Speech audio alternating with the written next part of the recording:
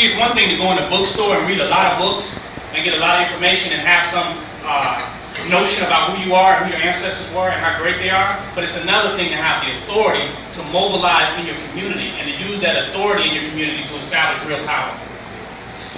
And that's what we lack.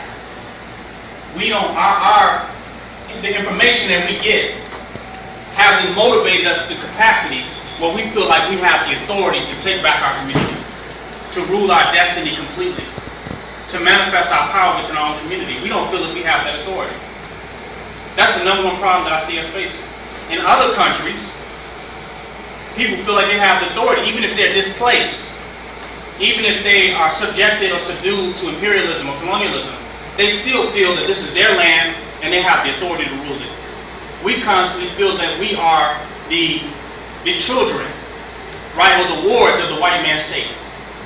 And that somehow we have to interact and interface with this state as someone who is subject, and not one who actually has the power to legislate, to manifest laws, to make up our own laws.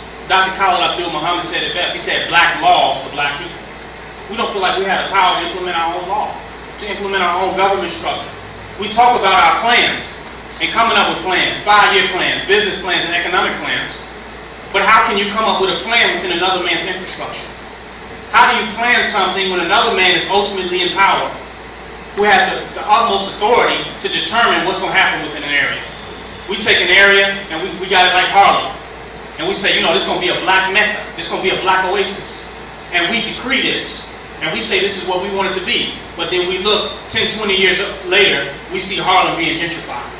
We see white people moving in and taking over the real estate and running out the conscious community, right? We see Bill Clinton over there. Why? Because if we have not set our foot down to be the authority, then it's not going anywhere. It's going to the white man decide, let me put another plan down.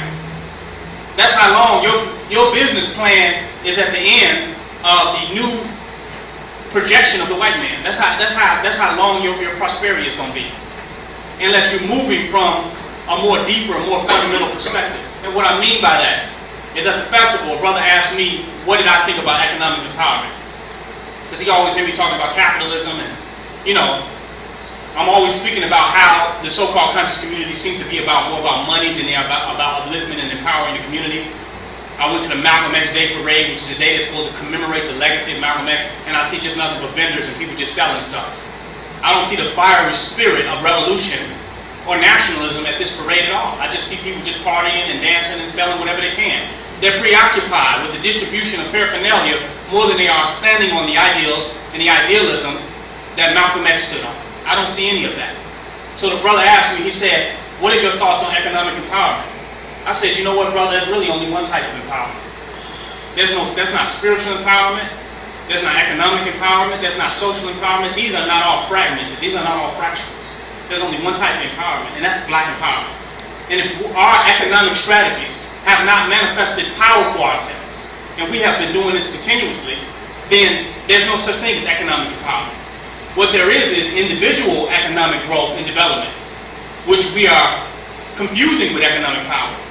Because, like I said, Dr. Dre is head to be one of the first billionaires in hip-hop, right? He has economic empowerment, but that's not empowerment for black people. So people hide their own desire for individual personal gain financially behind black empowerment. True black empowerment, true economic black empowerment, is an economy where the resources could be distributed in order to maintain an infrastructure against white supremacy. Do y'all hear me? Yep. That's true economic empowerment. If you cannot establish and build an infrastructure, if you cannot be vanguard against that which is trying to destroy everything that you're going to build, then it is not empowerment at all. It's delusional. Everything that we have built, every organization that we have built, from Yahweh Ben Yahweh to Dr. Malachi York, any one of them you meant, Noble Drew Ali, the Honorable Elijah Muhammad, all of them, every infrastructure that they build have been destroyed by one person, by one entity on this earth. Unarguably, all of them have been taken down, seized, taken into federal jurisdiction. Their properties, property management issues, material issues, each and every one of them have come up with the challenge of this one enemy. Everything that we have tried to build, whether considered radical or whether considered reform, has been attacked and destroyed by one enemy. Whether Dr. Martin Luther King did it, or whether it was done by H. Rap Brown or Jamila Omeen, every single thing that we did have been taken down by one common enemy.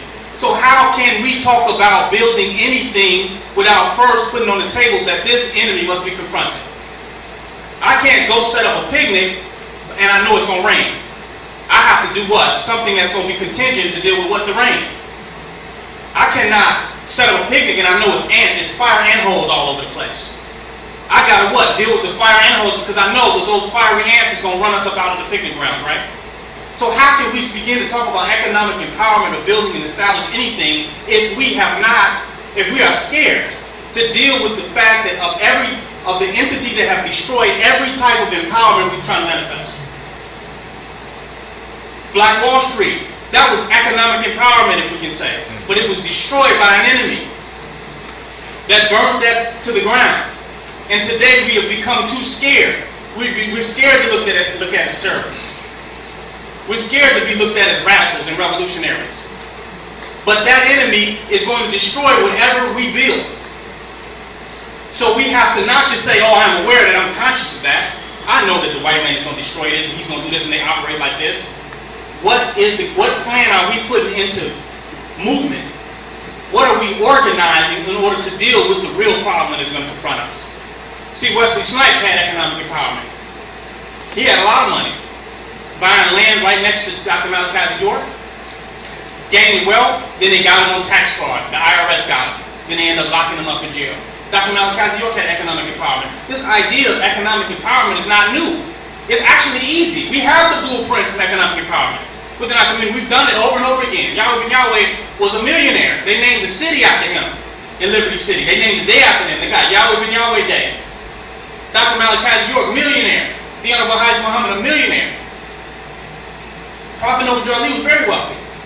So there's no lack of a blueprint for economic development. What there is a lack of, though, is dealing with an enemy that is here to destroy any type of development that we establish.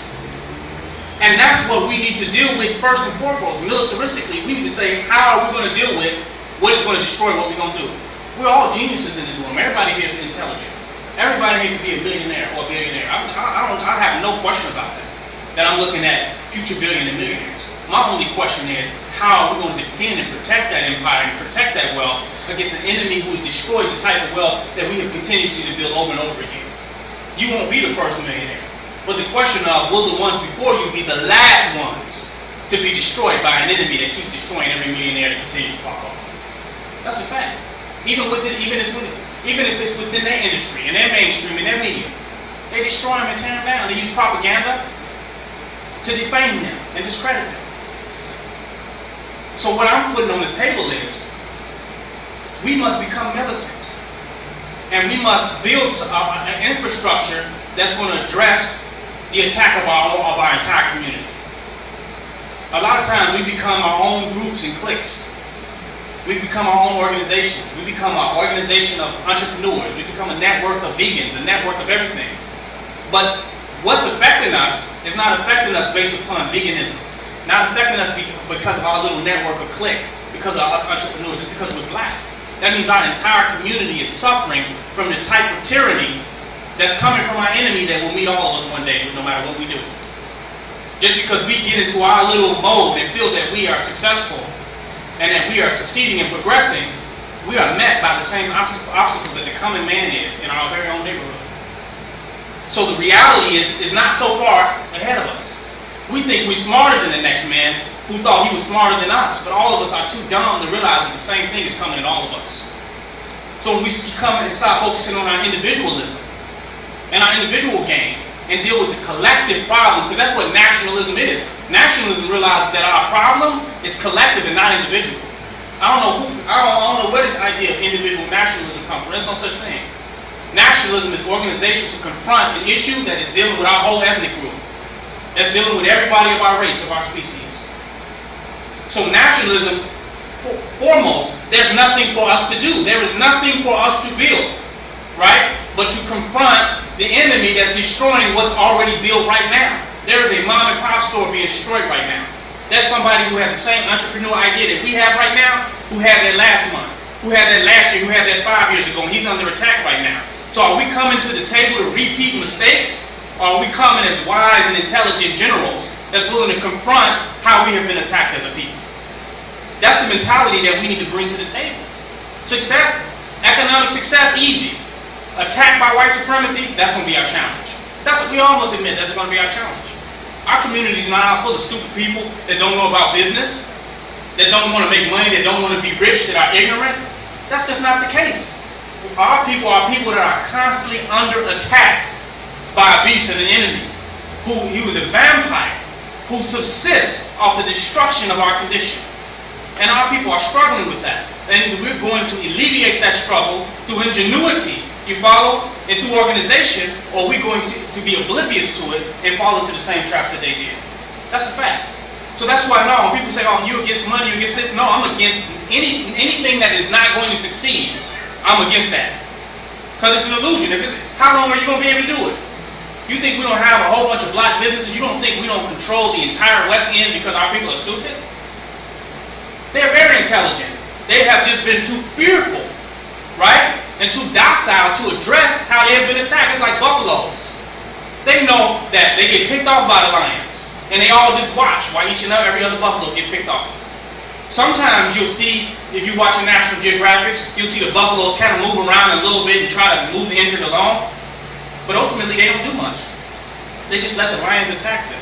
And they're more so concerned about getting to where they're going. The only thing that's stopping them from getting to where they're going is only one thing: that damn lion. If it wasn't for the lion, they have all day to get to where they're going, am I right?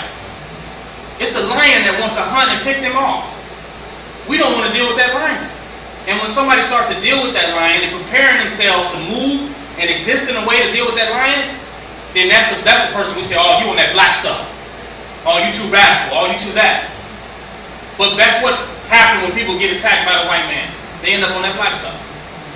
You go to jail, you hear nothing but black stuff. Everybody in there, yeah, the system, the white man. Well, you weren't talking about that when you was out. You was looking down on the brother with the red, black, and green flag when you was out. But now that you institutionalized, you understand the institution of white supremacy. When you getting audited by the IRS, when you getting attacked by the white man, as intelligent as you are, your intelligence will not allow you to defeat white supremacy without true, thorough black organization and unity. There's none of us smart enough individually to beat the white man, because all of them have organized with their intelligentsia. That's what the Federal Bureau of Investigation is, and the CIA, the Central Intelligence Agency. They have organized their intelligentsia in a way to maintain power. So what is our individual intelligence going to do against a group who have organized together around their nationalism? What is it going to do? That means we must come together to confront and deal with the issue that is at hand. So that's why I come down here. I come to really speak to that. Let's start off with, well, how is this going to be destroyed? What problems are we going to suffer? What challenges and obstacles are going to come with what we're going to do? We know if we start to fill this room up, right here, we know we're going to have some problems right here. We know if we start to take over this neighborhood, we're going to have some problems. Let's just be honest. Ain't nobody going to sit. You think people haven't done it yet because they ain't thought about it? You don't think somebody already tried to do it and came up against resistance against it? So the problem is not, we don't have some unique idea. We either have the courage to pull it off by confronting the reality of what we're up against, or we're cluelessly moving into the same footsteps that somebody already walked in. We can take over our neighborhood. We need more than a business. We need control of our community. We get control of our community, business is secondhand. Business is secondhand. We need control over our community. We need to implement something to militarize our community in order to defend whatever we establish. If we cannot defend what we're about to establish, it ain't gonna last for long. What are we putting on the table to do that? Go ahead, brother. That's why I got you up there. Can we get you to commit to come down twice a month so you can keep this growing? You got every time you put the call out. I know, you answer. I answer. That's right, we were just talking about that, that's right. Because I'm here to support. I'm here to add my strength to it. And I think that's the mindset that I'm bringing to it, is like, I already know what we're about to be up against, with what y'all talking about doing. You know, y'all want to really get something going here, we're going to be up against something. And whether I agree with the commercial aspirations of it, I'm a member of the conscious community, because that's how I woke up. So I'm always going to support the conscious community because I know it's going to produce more meetings, period. More meetings is going to come out of that, period. So I want to do whatever I can to help expand that and help build on that. And what I see you all doing here, to me, seems like the most realist thing that I'm seeing within the conscious community right now, especially in ATL. I don't see everybody just kind of talking, and it seems more vanity to me than it seems like people trying to establish something. I see at least you all are trying to establish something. And whenever I can add foundation to foundation, I'm trying to do it. One thing I say about Chicago, I'll be short-winded, that I noticed, because I used to live at those festivals in Chicago. Every festival they have, African Festival, the Legion Festival, every festival they have, I'll be at that festival all 3 days of the week in Chicago. But being in there, I noticed the difference between being here in ATL, the conscious community in Atlanta, and the conscious community in Chicago. The conscious community in Chicago is way more militant. When I was in Chicago, people from ATL would be telling me, you need to go down to ATL, man. That's where the consciousness is. That's where they're conscious down there. And I got that vibe when I first got here. But when I went to that Malcolm X festival, it put me in the mind frame of being in the festival in Chicago, because it's kind of like the same thing. Shea butter, it's the same kind of path they got. It's smaller. But it gave me a good chance to assess the different consciousness of people in Chicago and people in ATL. And what I noticed is we are way more militant in Chicago. And you people have more freedom in Atlanta that they take for granted. In Chicago, we have African, everybody's militant in that. If you go to a booth in Chicago, even the African got Khalid Muhammad on the table. Everybody is militant. But the skinheads police the festivals. They bring the most racist cops out there, kind of like that Million Youth March that Dr. Khalid Muhammad did. Every African festival we do looks like that. Ain't nothing but white police out there. They all bald-headed. They look all mad. They look like total white supremacists. So it forces people to be a little bit more militant because they really on you. It's like martial law. But then I come out here, people have a little bit more open room to build. They wasn't under that type of tyranny. It was like I saw maybe 2, 3 police officers. They was black. They looked like they was having a good time. It seems like it can happen out here. Like what we're trying to do. It's not so much opposition. In Chicago, if I just wear some militant pants, I'm already looked at as a terrorist. If I walk down the block, they're like, man, what you want, man? You can't even, they're intimidated by people with any type of militancy. It works good because the niggas in the hood ain't gonna mess with you, but at the same time, the regular people in the neighborhood is like, are you a terrorist or something like that? So I see that type of fear is not in Chicago. Not in Atlanta. You could be a little more militant without people being intimidated or being fearful about you. They're fearful about you in Chicago. So the point that I'm making here is that this is wide open. But I think people got to come out of a in-space conscious trip and come out of unconscious and kind of move into we can be conscious. I don't see that we can be conscious here. I see everybody's like, the people I see here that are conscious are super conscious. And the people I see here are like totally unconscious. You either totally unconscious or you damn super conscious. Either you got a pink shirt on or your locks is all the way down to your knees. That's what I'm seeing here.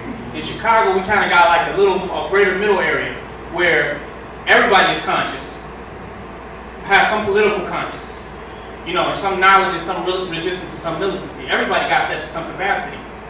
But and another thing that they got, even the people that are really super conscious, they're still open-minded in Chicago. They're kind of like, they still learning. Everybody is like still always learning. When I see people here that's conscious, they know every goddamn. They know so much, they don't got to open their mouth, they don't got to debate. It's not like New York. Everybody's debating and building. Out here it's like, no, I am conscious. And my consciousness is in my locks. My consciousness is in my dashiki, My consciousness is in this jewelry I'm wearing. I ain't got to say nothing. I am it. And I think that we take for granted that you have the opportunity to be that eccentric and that Afrocentrically expressive way. In certain places, you can't even be like that. You gotta be conscious in order to defend looking like that. You hear what I mean? Like you can't just walk around in the dashiki and not defend it. You can't walk. You gonna have to argue with somebody and let them know about your culture, your roots. People are more what do I call it? What do you call it? Not closed-minded, but more liberal. They're a little more cliquey, meaning that they're quick to judgmental. They're quick to judge something that's not really a part of their cultural paradigm. So if you are representing a different cultural paradigm, you gotta defend it. You gotta know your shit, or otherwise you ain't gonna be able to walk around like that. But here I see you can be a little bit more conscious, and nobody gonna run up to you. What's today's mathematics? Who you with? What group you with? What sect you with? What you know? It's not really like that. So, but to me that's freedom, because you really can build, because you're not really oppressed. You're not under psychological oppression. So you can be more open-minded, you can do more studying and do more building, but I think they're taking that for granted. And it's kind of making them a little bit more arrogant.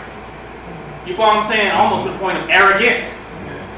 A little more arrogant. And if you look, just let me give you one last example, then I'm going to take your question. When you in Chicago, it's kind of like, if you got locks, people coming up to you black out. If you got anything conscious on people, I feel you. You know what I'm saying? Yeah, brother, we about that. Just regular people. I come down here in Atlanta, it's like people look all super conscious, won't even speak to you.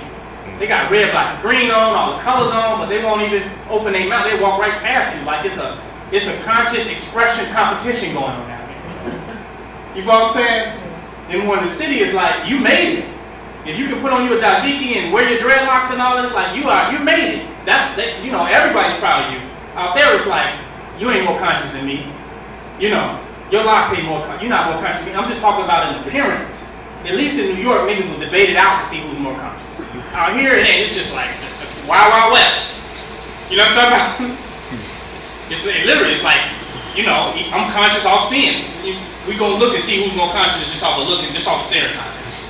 So I think we need to, out here, I urge people just from my experiences to take advantage of this. We're not in a police state. I mean, my idea of Georgia before I got here was like, that's just sound like just total redneck to me. Like, I would never come to Georgia from what I've heard about it. You know what I'm saying? But when I come down here, I'm like, where's black at? Niggas is freer than they can take credit for. Like, I can walk down the street here with 20 niggas. In the city, that's mob action. You're going to jail. You about to get locked up for standing in front of your goddamn house. That's true. Do you hear what I mean? So it's like, even during the Malcolm X festival, we took over 2 or 3 buildings that day. The police was right there. In the city, it's going to be warfare with you coming into somebody's neighborhood, the police, all that. So I think that we got a certain type of freedom here in Atlanta that's not being taken advantage of, especially in the black areas. I can't talk for Putnam County or Edenton or Macon, Georgia, but I can speak for Decatur, the West End, you know what I'm saying? It's a certain type of freedom that we have. College Park. It's a certain type of freedom that black people down here are not taking advantage of, man. And I think some of them will have to go to the city and spend some time there, and then they'll come back and get an epiphany like, wow.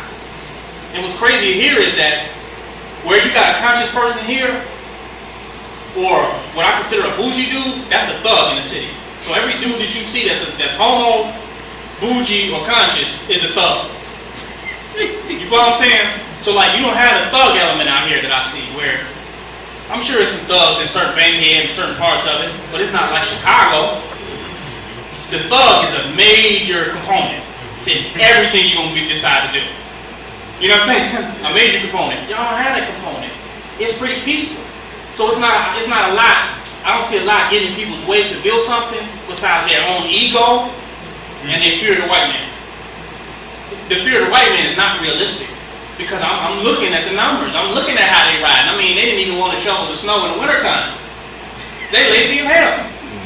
These crackers is lazy as hell out here in Georgia.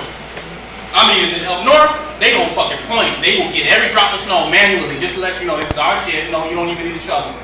But out here, they're lazy. They ain't trying to do it. They ain't trying to get out the van, the truck. They ain't trying. It's hot. You know what I'm saying? So we need to take advantage of the freedom that we have here. Like, and then people coming from up north, don't let this southern energy slow you down. You follow? Keep that spirit, that motivation. And now, like, this is the opportunity for all those visions that we had up north to build that. We can do that here. You don't got Rudy Giuliani. You don't got Mayor Rum, Emmanuel, whatever his name is. We don't have them. Down here, it's black. And people are open-minded and they ready. And I think that while we may up north, we may have needed a little bit more capitalism. You follow? In order to get what we needed done, down here people just seem to be a little bit more open-minded. Go ahead, brother. Peace, brother Noble. I just want to, add on to the bill to what you were saying. me coming down from New York and having a different perspective of, what may be needed to jumpstart this whole operation. Keep in mind that both places, New York as well as Chicago, are both experiments. Okay, wow. That whole gang culture, the history of Chicago, the conscious history of Chicago.